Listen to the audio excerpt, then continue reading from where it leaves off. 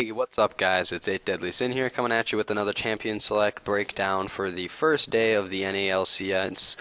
I'm going to be posting this while the second day is running, so sorry if it's a bit late, and if you're still waiting for that LCK Day 4 stuff, I have the stuff all ready to go. I just haven't made those videos. I'm going to prioritize finishing up these NA games before I get to that, so just wait a bit longer if you're still waiting for that. Let's jump right into this game. It's going to be TSM versus CLG, big headliner matchup.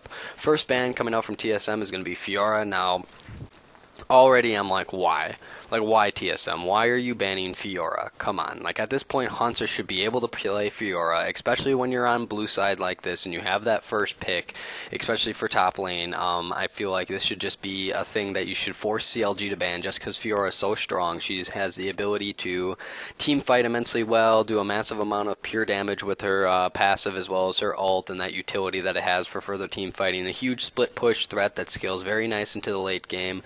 I just think it's just a very well overall pick that meshes with pretty much any team comp that you can come up with, so I can see why they would want to ban it, but on blue side, you shouldn't be banning this out. You should pretty much make red side ban it or pick it for yourself first pick because it's just that good. Let's get on to the second ban. Second ban is going to be Tahm Kench coming out of CLG. I like this ban in the sense that Tahm Kench is another one of those top tier top laners in my probably top three top laners right now if I had to choose for tankiness, just because he counts as pretty much two frontliners because he has the gray health, which pretty much makes him have two giant health bars as well as all those resists still applied on that. He have the mobility with his ult and TP, makes him a global presence. While his split push isn't that good, his team fight utility is just really good, and lane gank setup in the sense that he can devour enemies if he gets the stacks, especially against a melee top laner, and really just be able to, at least at the bare minimum farm through lane and get tanky, and that's all he has to do to be able to, win his win condition for a game is just get pure tank. So a very, safe ban coming out of CLG. The next ban from TSM, again, is just really, really confusing, the Olaf. It's like, why? Why ban Olaf? There's no reason to ban Olaf. Either Hanser should be able to play Olaf, which even if he can't, I'm not going to fault him because Olaf's not that good.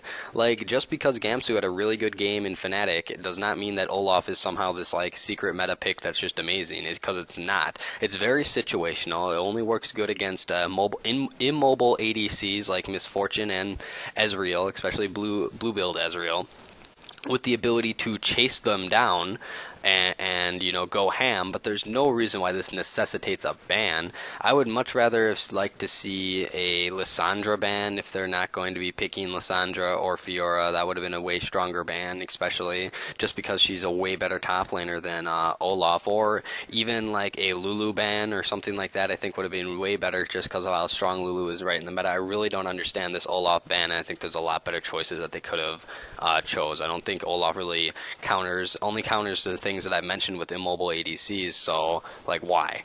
Next ban is going to be Ryze from CLG. This is kind of self-explanatory. Ryze is super strong right now as a flex pick for either top or mid, even though I highly doubt, actually I would say most NA Ryzes probably aren't going to be too amazing, not really going to show us any huge innovation, or just, standout plays, just guessing from the mechanical prowess you need on Ryze to be able to survive that early game to mid-game slump that occurs, but ultimately a very strong pick, very strong late game pick that pretty much means you win the late game almost by default if you ever get to that past 40 minutes with Ryze, just amount of magic AoE damage that he can do. So, a good ban coming out of CLG, another safe meta ban. The next ban and final ban for TSM is going to be Gangplank, and it's like all three bans of TSM, it's like, why? Like, who is telling them to ban this? Hanser should be able to play Gangplank. You should never ban Gangplank on blue side. That's just a fact. That's just a simple fact. Like, you should be able to play it because it's that good, it's that strong, and if you don't know why it's good, you just have the global presence of his ult to be able to stop and initiate dives all over the map. You have the massive amount of damage coming out from Gangplank with the armor shredding up passive of the barrels as well as just his passive in lane. You have the ability to cleanse CC with Scurvy, making him very good at trading and able to escape certain situations, as well as just the pure AoE magic, physical damage of the barrels, and that just does a massive amount of damage coupled with things such as Trinity Force and IE E and other things like that, and in addition to more armor pen, it just becomes immensely powerful. So why ban it on the blue side? This should be pretty much almost 100% red side ban because it can be first pick. That's the only reason that Gangplank should be banned. It should never be banned on the blue side for the threat of that first pick and the amount of damage it does, and the fact that it could be flex mid, even though Faker's performance on it wasn't necessarily stand out. It still showed that it had the ability to do massive amounts of damage even in the mid lane. So it's like TSM, even coming out of bans, I'm like, is the top lane their weakest link at this point? Because all of their bans are top lane bans. Like, really? Come on. You know, that's not something you should be doing coming into this game. I think it's a terrible banning phase from TSM. While their bans are good, they're all supposed to be red side bans, unless you really can't play any of those picks. And even the Olaf ban shouldn't even be a ban in this meta. It's pretty garbage compared to the other things, and they let the Lulu slide, but they let the Lulu and the Lissandra slide, but in the end Lulu doesn't matter, but Lissandra is picked up, and we'll get into that. Let's go to the final ban and most interesting ban of this entire phase is going to be Corki, coming out as the 6th and final ban of the game. I think this is actually really strong. People might be thinking, oh, like, excuse me, why ban Corki? Like, what is the importance of Corki? Corki is probably the best ADC right now in the meta. And now you're thinking, oh, but Kallista's good, oh, Lucian's good. Lucian's good, but Corki has a lot more utility and the ability to poke more, especially with, like, the fast bombs coming out from Corki, as well as the, ultimate, being able to shoot out those rockets. And he not only does he have a better long-range poke, he has a more mixed damage, so he's harder to itemize against, but also the utility of the package pretty much guarantees you, if you're a decent Corki player, a kill every time that's up. So, you know, very strong, and I think very good in that early to mid game, especially when he gets his mid game power spike with Trinity Force and such, just dealing massive amounts of damage, being able to get teams to end these games extremely fast. So I think it's a very strong pick, especially against a strong AD carry such as Double Lift, or a strong mid laner that can also flex it mid. And in Bjergsen, I think it's a very strong choice that really kind of decouples any ability to have a super strong, mid game centric team, even though I think there's enough picks left open to be able to do good in the mid game. I think Corki is probably the strongest one in that sense, so good to ban it out. Let's get into these picks, and if you can't already tell by the theme of how I analyzed TSM's ban, I really didn't like the team comms coming out of both of these teams, and eventually how they executed them. While I haven't watched the full VOD, all I know is the who won and the end game time, and just based off picks, that really makes me mad. Now, let's go with this Elise pick. Elise pick, a very good pick. I don't think it really necessitates a first pick, seeing how there's other junglers such as Kindred and Rek'Sai open. I like Elise over both Kindred and Rek'Sai. I think Elise just has a lot more damage in the early game, especially with Thunderlords, making her have a lot more early game presence and ability to counter jungle well, especially if Svenskeren is going to be a lot more of aggressive playmaking jungler. I think Elise really allows you to do that. The gank ability on Elise, in terms of her making gank paths for herself in these lanes, the repel and cocoon ranges really give her so many options to be able to get these interesting ganks off to assist both top and mid and bottom, and as well as the ability to counter gank, being able to repel into bushes and such, and really get better positioning, just as a Rek'Sai or something would be able to do with tunnels, but just a little more creativity allowed with Elise, as well as the extra damage and the pick potential with the range of the cocoon is really good. So, a good jungle pick from TSM, I really don't think it necessitates a first pick. Honestly, if I was going to first pick anything in this game, I would have either first picked Lucian or first picked a Lissandra, because I think those are the strongest meta picks that have been left open by CLG and TSM coming out of the ban. So I would have suggested either first picking the Lucian or first picking the Lissandra, as just better, because Elise isn't that much of a priority in terms of affecting the overall tempo of the game and damage overall. The second picking phase, the first picking phase for CLG are going to be picking up Lissandra, who could have guessed, and Rek'Sai for the jungle. So they want to, mirror the jungle picks, just so it kind of gives a little more mystery and leeway to counter pick ability from CLG, which is always a good strategy. Obviously, let's talk about the Rek'Sai first. Rek'Sai, one of the top tier junglers still out there, has a lot of gank ability in and of her with her kit of just being able to tunnel over certain walls where wards are no longer going to be because of the lack of green wards coming out of the preseason.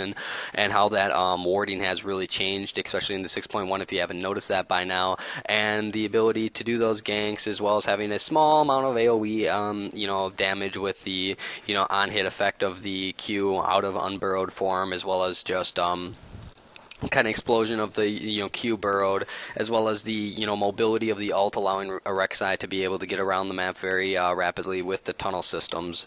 So very good. Honestly, I would have much preferred to. Actually, I wouldn't even have preferred to see the Kindred. I think either between Rek'Sai and Zac. I prefer Zac because I think Zac even has greater potential to make ganks and has a greater pressure on the map just because of the range of the slingshot. But Rek'Sai in and of herself isn't a bad pick either. The Lissandra pick, I really like the Lissandra pick. At this point, it's a flex pick that can either go top or mid. I really don't like it mid. I like it a lot top. It offers so much more mid-game team fighting just with the massive amount of area effect damage of her abilities, as well as the point-and-click explosion that can happen with her ult on a single target, as well as ulting herself for more invulnerability to allow those cooldowns to come up. She also has a bit of scaling that really hits her mid-game power spike once you get the Roa all the way stacked, giving her a lot more damage, health, and just stats overall, making her a bit tanky. She doesn't scale as well into the late game as, say, Fiora or something, but seeing how Fiora has been banned, I think she's the best choice, especially for this mid-game team fighting phase that has been really been exploding throughout all the regions on 6.1, kind of why all these games are such shorter times, because of the longer death timers and the ability to fight in that mid game where it really becomes crucial. Now the next pick phase is going to be from TSM, and I'm already really confused, not only from the first pick and the priority on the Elise, but now let's analyze this bottom lane. So Alistar, you're thinking to yourself, Alistar's not a bad support. Yeah, he isn't a bad support. Coupled with Tristana, even, they don't necessarily synergize the best, but, Alistar's still a strong enough laner to the point where it's like, okay, he can pretty much do decent with any bot lane. So the Alistar pick, I like. It has a lot of engage potential with the headbutt pulverize, as well as the frontline tankiness with his ultimate, allowing him to set up dives and such, which is really good early on. So I like his engage that he brings to the table. I think it's a decent support pick. I really don't think anything else would have been necessarily really great for Yellowstar. I don't think Thresh would have been as good because there just isn't that much engage, and that's kind of what TSM is lacking at this moment, even in the draft. Just from the Elise, they don't really have that much engage besides the Cocoon, so I think Alistar is a very good support pick. But let's get into this Tristana pick. It's like, A, why are you picking Tristana this early? And B, why are you picking Tristana at all? Like, I don't know why teams still think this Tristana, because if you guys remember with the preseason, there's new changes to how resists work on the turret, meaning that turrets no longer have an insane amount of resist in the sense that you're able to snowball lanes faster, because those, second tier turrets and third tier turrets do not have that same scaling, armor that they had, making them easier to take down and snowball those objectives. And while Tristana, yes, can take turrets fast, like, that's all she's good for, because she's never really, the games are not supposed to be going long enough to, if League of Legends is played correctly as the meta is with 6.1, the games aren't going to be long enough where she's going to be this huge late game threat that she's supposed to be. And even at that, there's bigger late game threats, because the only thing that really gave her an advantage in the late game was just her range. But Rapid Fire Cannon allows other AD carries to kind of mirror that range, as well as the ability to spam more ability-based ADCs such as like Misfortune and Lucian and Corki, who are all able to cast more abilities and not go for it because of the Essence Reaver. It's just insane. So I mean, Tristana just seems really out of place. I much rather would have seen a Lucian pickup. I think that would have been probably the best, especially a Lucian Alistar lane is very bully heavy centric, and I think with the combination of the duo of Doublelift and Yellowstar, a Lucian Alistar, Lucian Braum lane would have been an insanely dominant bottom game that would have transitioned nice into the mid game and been able to take team fights and take objectives just as fast. Whereas right now their mid game is going to be fairly slumped, because Tristana is really not going to hit a power spike in the mid game, isn't going to be able to dish out that much damage as a Lucian or something would be able to do. And if they can't fight around these turrets and really get turrets, like they have to get almost all exterior base turrets by the end of the mid game to make me justify the worthness of this Tristana pick. At this point, it just doesn't deal as much damage as it should in the mid game, where these games are really being decided in that mid game team fighting stage. And I think it's just a terrible pick, and I'll get into it once we get to analyze the entire team, but I don't like it coming out from TSM. Now, the next picking phase is going to be the fourth one of the game, going to be coming for CLG. They're going to be picking up CLG's bot lane as well. Again, very good practice to mirror the picking phases of your opponents, just to provide more counter pick ability and mystery towards your last pick, especially since they're flexing between top and mid at this point in the draft. They pick up the Bard. for Afromu and the Callista for Stixay. Sorry if I mispronounced that. But I don't really like this draft either. Like Bard, let's first start with that. Bard I think is really squishy, which is his major downside, but he does a lot more damage than he used to. So I actually like the Bard pick out of the bot lane for Afromu. Afromu's been playing a lot of Bard. He's very good on Bard. I'm sure all of you have seen his stream or something like of that nature where he's been spamming Bard, and I think Bard is very strong in the sense that he gets a lot of utility out of the stun and the heals that he can bring out, as well as being able to get mana from the chimes and such, and then the area of effect little magic burst nuke that he has with the with his auto attack has also been buffed, so it does a little more damage and is actually really good, has better utility, also applies a slow, which is good. But then his ultimate, which is his best ability, is just being able to zone out and, you know, disengage and engage multiple team fights and picks with the ultimate is just insane, especially in the mid game where he's going to be not only dealing a massive amount of damage, but also providing that huge team fight utility, which is insane. I think that's probably, you know, a very good support pick, and in the context of the bot lane of TSM, especially with this Alistar, he's going to be able to zone the Alistar off a lot because it's going to be a ranged matchup against the melee support of Alistar, so kind of, you know, negating his effectiveness and ham factor of being able to engage, as well as I'll see how it interacts with the other picks when we analyze the entire team comp as a whole. But let's get to this Callista pick. It's like, you know, Callista is strong, I'm not denying that, and I might get some flack for this, but I don't like the Callista in this meta. Only because while Callista has very good team fighting and can be very effective in the mid game, I just don't like Callista in the sense that she's really easy to shut down because she isn't going to actually even become a team fight threat until she picks up the Runin's Blade of the Rune King 2-item combination, and even at that, Blade of the Rune King is a pretty crap item if you look at its stats as compared to other ADC items you can be picking up, so I don't think it's really that worth. And the fact that she's so contingent on her ability to do damage in team fights with those 2 items, if you can shut her down, which is fairly easy, using, you know, certain ganks and stuff, and as well as getting her CC'd, even though she has the, you know, hop around ability of her passive, I really don't like her in that sense. But to kind of go onto her strong side, she's decent at mid game team fighting if you get her those items. And she just kind of keeps getting stronger and stronger, doing a massive amount of area of effect damage with her Ren. The nerfs in the 6.1 on the Ren really don't affect her and probably actually make it better because you get a full refund instead of a partial refund, even with getting, you know, more 2 targets, and you're always going to be rending two or more minions. So that nerf really didn't really do much to Callista's effectiveness in lane.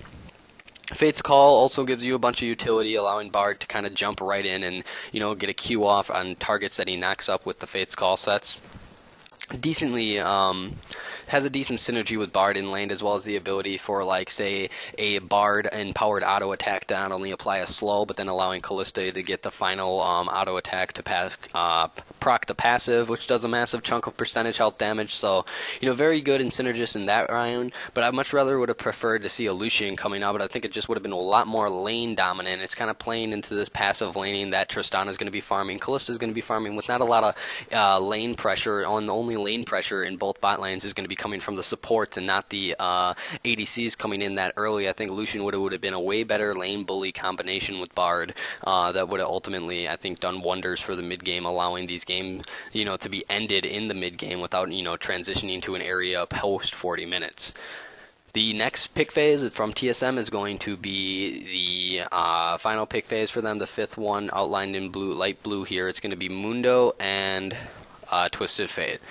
And again, it seems like TSM just doesn't adapt to anything that's happening in this draft. First, let's go on the Mundo. Mundo, why are you picking Mundo? Like, sorry if I sound mean here, but there's no reason to pick Mundo on 6.1. There literally is none. And everyone's like, but he's a tank and he's so good and he just becomes so tanky and his ultimate is like, bruh, he's never going to get to, like, if perfect League of Legends is played, there should never be a time when Mundo gets that tanky and where he would be that beastly. There should never be a time like that, ever. It should never even get to the point where Mundo's tankiness would be like a huge team fight factor, because he can just get bullied out so easily in the early to mid game, especially if he gets shut down. He's useless. He's literally useless. Not only does he have no wave clear and ability to farm if he gets so far behind, he also just doesn't deal that much damage unless he's doing sustained damage in a team fight, which requires him to get tanky. So if he's shut down, he just becomes useless. Honestly, I would have preferred to see,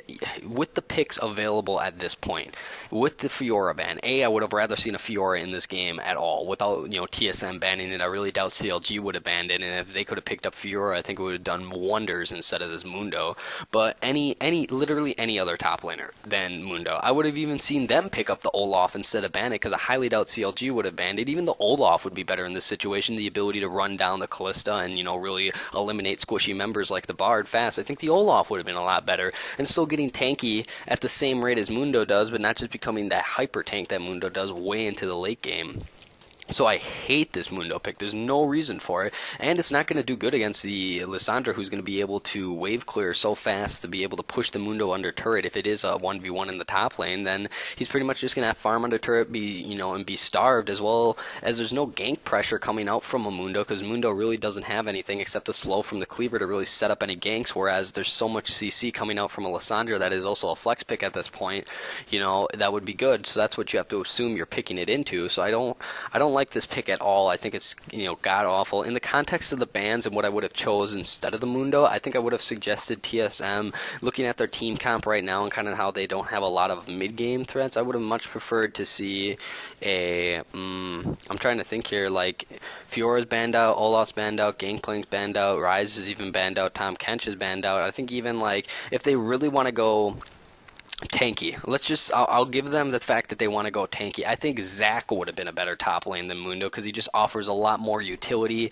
and engage pressure than a Mundo, while also becoming tanky and having his ult as that factor. So I think I would have much rather seen a Zac if TSM is focused on going this tanky front line for a top lane. I think Zac would have been a million times better than the Mundo in this game, just because of pure utility. Now let's get into Bjergsen's pick, Twisted Fate. Now, I don't like this pick in the context of what CLG has drafted to this point, as well as what their team comp is trying to do. And I'm going to, wait on the team comp analysis until I get through all the picks. But let's first go, why would you pick Twisted Fate into a Bard? Here's the thing you have to remember. Not only would you pick it into Bard, but pick it into so much CC coming out of CLG. Because the main thing that makes TF great is he has, decent wave clear with the ability to throw the cards and such. But the real threat of TF comes from the global engage presence of alt gold card from him. Problem is, when you ult, is all there's a little circle that goes where TF is going to be, and it's a bit of delay while it's channeling to get there. And here's all the scenarios I can think of whenever Bjergsen wants to ult in and engage. Ult and engage on the Callista. Well, Bard is most likely nearby. Oh, you need to literally ult in a position where you cannot get stunned by the Bard Q as soon as you come out of and channel the ult. And there's literally very little positions where you could actually channel that successfully and not get insta-stunned as soon as you came out. So you can get insta-stunned by the Bard, you can get insta-stunned by the Lissandra, and you can get insta-knocked up by the Rek'Sai. So the global pressure is completely negated, really making them no point to do this TF. And the bad thing about TF in TSM's lineup is that TSM's lineup, doesn't have a lot of wave clear besides the TF, which is, okay. If they really wanted to go this more control mage type route, I would have suggested the Victor for Bjergsen, just because I think it provides a lot more burst damage, as well as a lot more, not only burst damage, but wave clear coming out than the TF. And I think in the context of their other picks, I think it works good, as well as kiting and poking out the Lissandra, Rek'Sai, and Bard combo, whereas you're just going to get insta negated and insta stunned by using the abilities of TF that makes them so strong. So I don't really see why that's coming in. But before we get into more of the team comp analysis, let's go into CLG's last pick. It's going to be the Jax top, and at this point I'm like, ugh, why?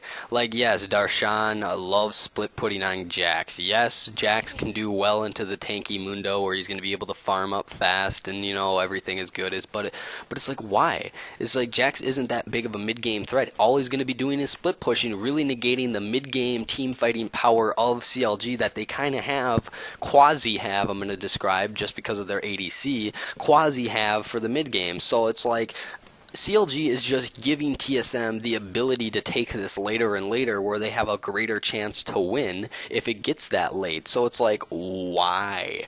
Why the Jax? So you have the split push ability, you have the good matchup going into Mundo. What would I have rather seen? So what would I have rather seen coming out for this last pick? I would have said, Darshan, go on Lissandra. You're going to do really good against the Mundo. You're going to have an ability to escape any potential ganks. There's no way you die in that lane if you're playing smart and correctly. Okay, that should be an easy matchup. Darshan should be able to play Lissandra. What I would have preferred to see from Hui is I would have really preferred to see they have enough wave clear with the Lissandra and Callista that they should have chose like a complete damage burst assassin ADC, and I would have chose LeBlanc. I think LeBlanc is just so strong. LeBlanc would be able to play into the Twisted Fate just fine. I think the LeBlanc has a lot more kill pressure in that lane with Twisted Fate, and I just think that LeBlanc overall as a like AP assassin just does an insane amount of damage, no matter if she even gets behind or not. But just does an insane amount of damage that really would have been enabled CLG to win this game in under 30 minutes. I think CLG definitely could have won this game under 30 minutes just coming out of Champ Select if they would have chose the LeBlanc or another assassin type in the mid lane, just giving them such an ability to control objectives via team fighting in the mid game with those power spikes and being able to end the game that fast. I think that would have been an insane advantage to CLG, but they kind of blow it in the sense that they're putting, another option to make the game later than it should be with this Jax pick. So let's analyze the entire team comps as a whole. So TSM, really, I don't know at this point. So it's like a half pick comp with the TF ult in combination with the ability of an odd cocoon from Elise, sorry, I forgot the name there. And then you have this Tristana that really wants to take objectives, and that's going to be her only job. And I mean, when I mean take objectives, not just like a single tower. I mean, she's going to have to push and get 2 towers per lane every time she's making moves to make it even worth to pick up this low damage Tristana for the mid game. This Mundo is just kind of going to be sitting there trying to farm against Jax and trying to get tanky, but really never is going to get unless this game goes like 40, 45 minutes. And even if it gets to that point, if he's been shut down enough, he's not going to be able to do this. I'm looking also at Elise, who Scarin's going to be able to gank for, and there's really no one. Like, you don't gank for a Tristana really, because Tristana isn't going to have that much kill pressure that early on. You're not really going to gank for a Mundo unless you're just trying to help him survive in the lane and go even. You're not really going to push him ahead, and you're not going to be you can gank for the TF, but ultimately the TF is just going to be sitting there farming, waiting to get 6, and then wants to make global plays around the map. So their team comp just seems like just garbage at this point. I think that they put way too many eggs into the late game basket with the Tristana Mundo, and they don't have enough wave clear to not only be able to anti-siege objectives if CLG is going to be doing that, but I also think that they don't have enough, engage besides the, or I would say effective engage in the sense that it can't be instantly disengaged by CLG. So I much rather would have preferred to see Bjergsen on a LeBlanc-like champion, though I suggest that for CLG too. I think I would have done a lot more damage and allowed them to have a lot more strength coming into the mid-game. And honestly, I think TSM's team comp is trash for the meta. It's just trash. If I had to rework the entire team comp to fit the meta and what I think would instantly crush CLG in the context of what they chose, I would have first said, don't ban Fiora, Olaf, or Gangplank. Get rid of all those bans. You want those to be red side bans, and whatever one is left open, choose that one. If Fiora is left open, first pick that. If Gangplank's left open, first pick that. Wouldn't suggest the Kindred. I actually like the Elise jungle. Keeping the Elise jungle in this. I'll even keep the Alistar. I think Alistar provides enough of a frontline threat that is good. ADC, I would, since Corki's been banned, I would instantly choose Lucian, way more lane dominant. I think that bot lane does way better against Callista Bard than what Tristana Alistar does currently. So I think Lucian provides a lot more mid-game damage, as well as just the ability to make plays, controlling objectives via team fighting around the map, which really would have sped up the timer for this game and allowed them to win a lot more quickly.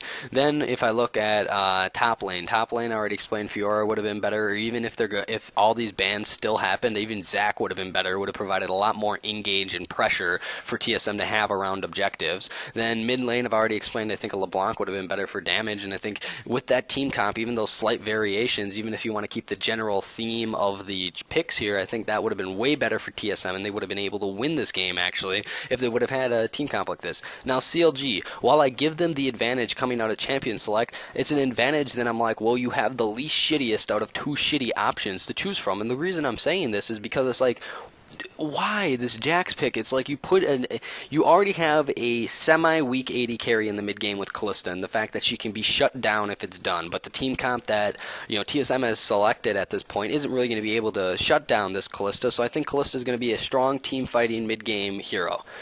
Champion, hero, not Dota. So I think in combination with the AoE and utility from Bard, I think there's a lot of strong engage and team fighting, there. So I think you have mid-game team fighting from Bard and Callista combo. Good. You have a huge mid-fight team fighting advantage with Lissandra and her kit. Very good.